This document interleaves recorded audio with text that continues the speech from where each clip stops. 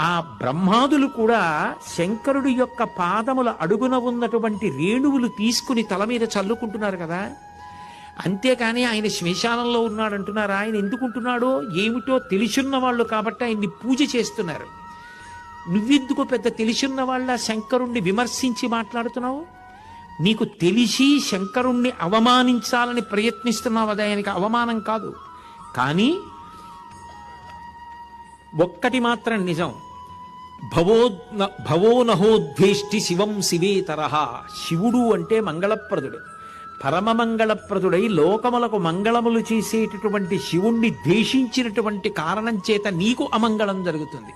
ఈ యజ్ఞము మంగళప్రదంగా పూర్తి కాదు తప్ప శివుణ్ణి ద్వేషించి శివుణ్ణి నింద చేస్తే శివుడికి ఏదో అపకారం జరుగుతుంది, ఆయన స్థాయి తగ్గుతుంది, కీర్తి తగ్గుతుంది అనుకుంటున్నావేమో. అది పొరపాటు అని జనుల అజ్ఞానమునన్ భుజించిన జుగుప్సంబైన యన్నంబు సయ్యన వెళ్ళించి పవిత్రుడైన గతి అఘను ఈశ్వరున్ నిందించిన నీ తనూభవ అనంగా నోర్వ హేయభాజనమైన ఈ శరీరమున్ విడిచి భాస్వచ్యుద్ధి ప్రాపించదన్ అంది.